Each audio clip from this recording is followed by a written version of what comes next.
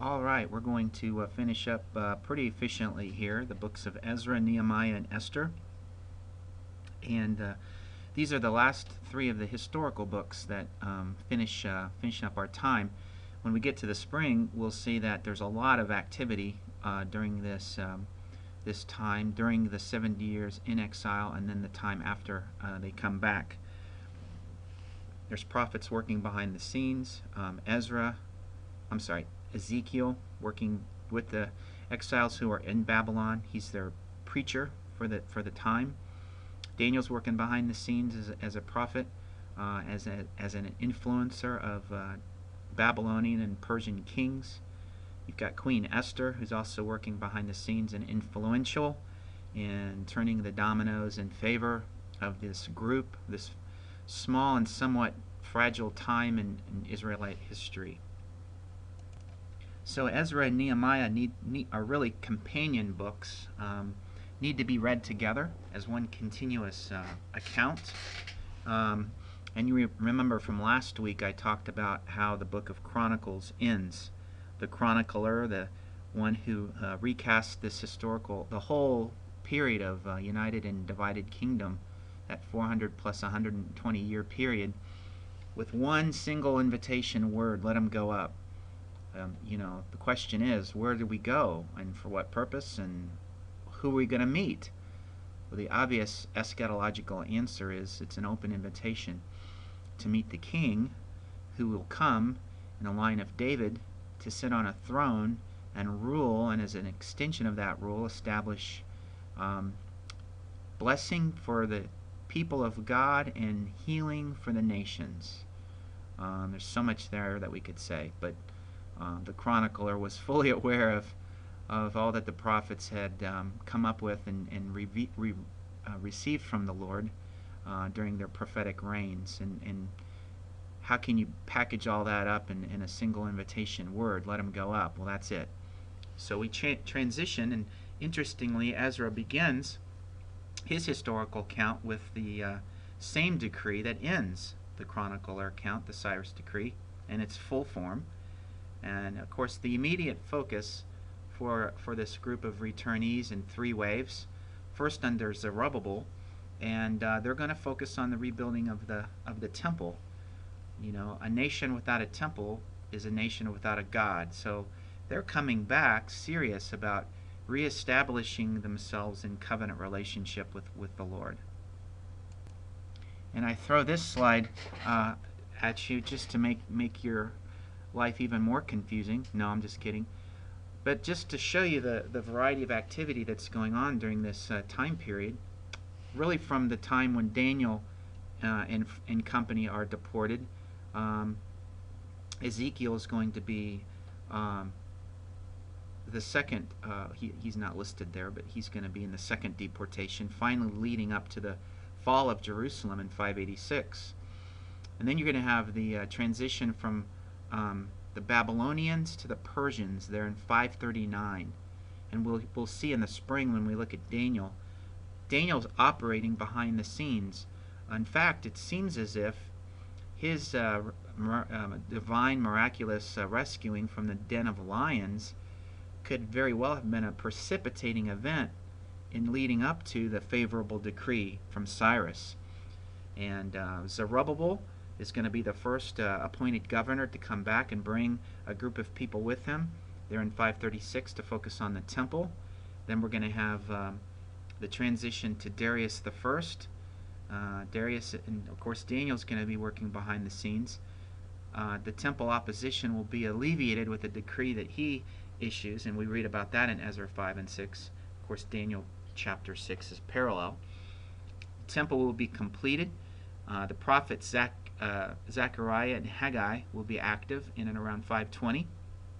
Esther's going to be parallel to this, overlapping with a lot of this same period in Persia, and she's going to be queen to Xerxes the First. Ezra will bring the second group of deportees back from Persia after the Cyrus decree, after Zerubbabel and his group come back in 457, begin work as priest. And then Nehemiah will request permission to go back from Artaxerxes the First in 444. He'll also serve as a leader, governor, appointed governor, still under the Persian oversight, and he'll focus on the walls, and the rebuilding continues.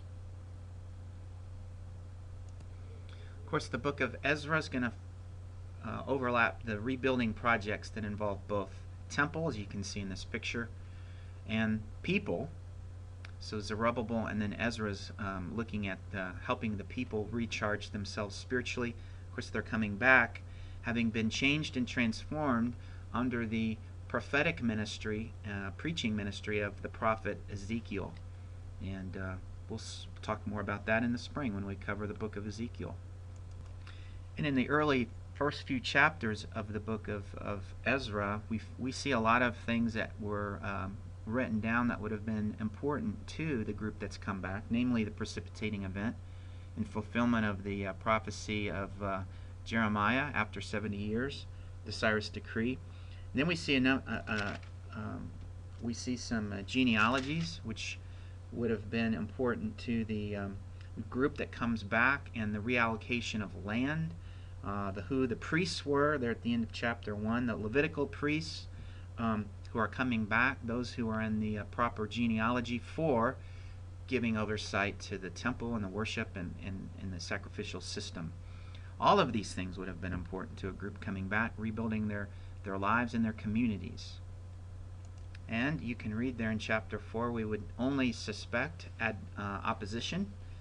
That's exactly what we get. Now, I'll let you read that, chapter 4, verses 1 through 5. But it's interesting. These are the people who are left over from what we read about back in 2 Kings chapter 17, verse 24 and following. When the Assyrians came down and took out Israel in the north, they also would bring in their own people to kind of take over oversight of the land and the vineyards and olive groves and all of that. But eventually they established themselves with kind of a leftover semblance of what Israel was doing as church. Of course, they were up to syncretism, so you can only imagine that this group of pagans who come in, who try to take over the worshiping role of Israel, basically end up in a syncretistic dead end. And they're the ones that show up. And when they identify themselves as Israelites, or we're from the north, we're your kissing cousins, Zerubbabel is going to have nothing to do with this group, because he knows what they're up to with regards to syncretism. He's about establishing a pure, worshiping the one true God community here in the south. So there's going to be friction from the beginning. Down the road, this is going to be the people who establish themselves as the Samaritans. Jesus is going to meet up with them, namely a woman at the well, and you see a lot of the history show up there. Of course, the opposition is overcome. You see Daniel working behind the scenes, and the mentioning here in the prophetic activity of the prophets who got appointed for this time. There in Ezra chapter 4, verse 24 through 5:2, Zechariah and Haggai are mentioned by name. During the reign of Darius, if you look at the book of Daniel chapter 6, is really kind of a parallel chapter to this same historical period that's given account of in Ezra 5 and 6, how the temple opposition is handled. Darius issues a decree to allow the temple rebuilding to continue, and then finally the temple is completed as a result of this whole thing. Probably the theological high point in the book of Ezra has to do with the spiritual rebuilding of the life of the covenant people there in chapter 7 through 10. Ezra is going to be granted permission from Artaxerxes to reestablish the Torah, that is the foundational book for covenant living in Israel. And so Ezra, like Nehemiah, is only going to be granted permission from, in this case, the Persian king, Artaxerxes I, to go back and do this, so that he shows up and comes on the scene. One of the things I want to highlight about Ezra in verse 10 is the preparation that Ezra had committed himself to encourage all you seminarians out there in preparation for this ministry. He studied, in verse 10, he set his heart to study the law or the Torah of Yahweh and to practice it, and to teach his statutes, so that he could teach his statutes and ordinances in Israel. So he had prepared himself for this very, very thing and very role. So he's coming on the scene fully equipped and ready for the job. So Ezra is going to come on the scene about 37 years after the completion of the temple, and at a perfect time. And some of the things that he does in his ministry, you see some conflict, some things have started to creep in again with regards to the violation of covenant principles. One of the things that Moses taught from the very beginning is not to align yourselves in covenant relationship with the pagans around. Of course, the foundational covenant relationship is marriage. And there in chapter 9 you can see one of the jobs Ezra has to do is to turn the tide against this mixed marriage situation there. And he leads the people and brings about you might say, a little spiritual renewal activity that has to go on to deal with this situation. So let's turn to the book of Nehemiah. And there's the deep thought picture, Nehemiah. Of course, he's going to be focused on rebuilding the walls of the city. And one of the things about the book of Nehemiah, if you want to study it as an example of how one executes spiritual leadership and oversight, it's a great book on leadership, spiritual leadership. Of course, Nehemiah begins in exile, hears of the difficulty, and request and praise there in chapter 1, verses 4 and following through 11. Like Ezra, Nehemiah knows that the restoration of Israel is going to depend on the faithfulness and fidelity of his people. He's going to request from King Artaxerxes to go and begin helping this group back home to deal with the opposition that they're encountering again from the local governor Sanballat and his sidekick Tobiah. In chapter 4, you read about their ranting and raving and ridiculing this group that's come back. This is going to only escalate in the book, and this enemy or this opposition is going to threaten more than just with words.